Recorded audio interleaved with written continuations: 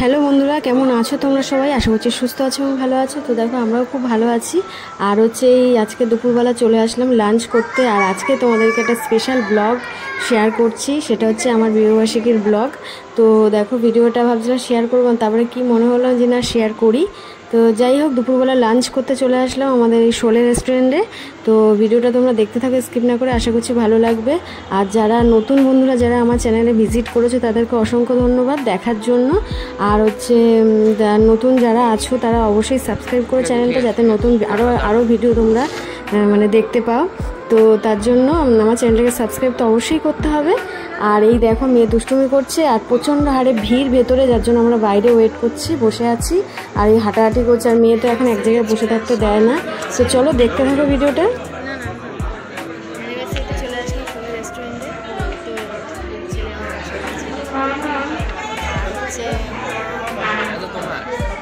Lunch করতে চলে আসলাম, তো ভাবছি যে ব্লগটা তোমাকে শেয়ার করি, অনেকগুলো শেয়ার করি, তাই চলে আসলাম।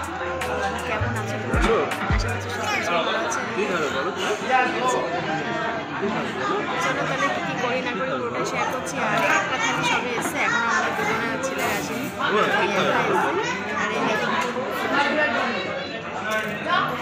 তো দেখা যাক, খাওয়া দাওয়া করি।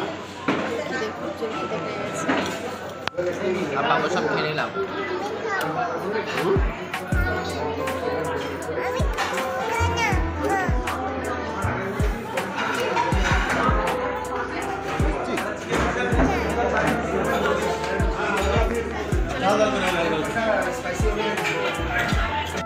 তো দেখো যাই হোক, অলমোস্ট এতক্ষণ বসে বসে চলে আসলো খাবার, মানে ছেলের দিকটা চলে এসছে। আর ওরা এত ভিড়, তো তোমরা দেখতেই পাচ্ছ কি হারে ভিড়। তো খাবার চলে এসছে। তো খাবারে অনেক কিছু ছিল, ডাল, চাটনি, পাঁপড়, মিষ্টি। ও চিকেন খায় না বলে ওর জন্য মাছ, আমাদের জন্য মাছ ছিল। আর হচ্ছে চিকেন কারি ছিল। তো আরও অনেক কিছু ছিল।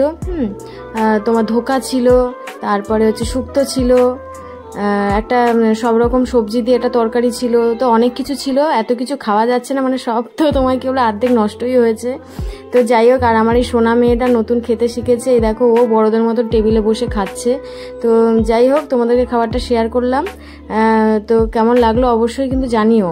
আর হচ্ছে এই খেতে খেতে নিজেদের মধ্যে একটু গল্প হয়ে উঠলো, এই হলো আজকের দিনটা যাতে ভালোভাবে কাটুক, সেটাই মানে মনের মধ্যে কামনা।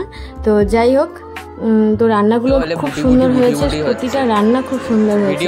তো আমাদের অলমোস্ট খাওয়া কমপ্লিট। এবারে আমরা বসে আছি, ওই মেয়ে একটু বায়না করছে আইসক্রিম খাবে, ছেলেও আইসক্রিম খাবে বলছে। তো আইসক্রিম খেয়েই আমরা বেরিয়ে যাব। আর সন্ধ্যাবেলা একটুখানি প্রোগ্রাম রয়েছে, তো তোমাদের সাথে শেয়ার করবো, অবশ্যই তোমরা দেখতে থাকো। আর হচ্ছে ভিডিও কেমন লাগলো অবশ্যই জানিও। তো খাওয়া আমাদের কমপ্লিট। আর এই দেখো ইভিনিং টাইমে, আর এসে আর তোমাদেরকে শেয়ার করতে পারলাম না, এসে একটু শুয়েছিলাম। তারপরে ছেলে আর ওর পাপা যে কেক টেক নিয়ে আসলো, নিয়ে এসেই এই কেক কাটিং শুরু হয়ে গেল। আর এদিকে দেখো মেয়ে বায়না করছে, কোনো কেক দেখলেই হলো, বার্থডে কেক হোক আর যে কেকই হোক ও কাটবে, ও না কাটলে হবে না। ও দাদার বার্থডের কেকও ও কেটে দেয়। তো যাই হোক, ও আনন্দ পেলেই আমাদের আনন্দ।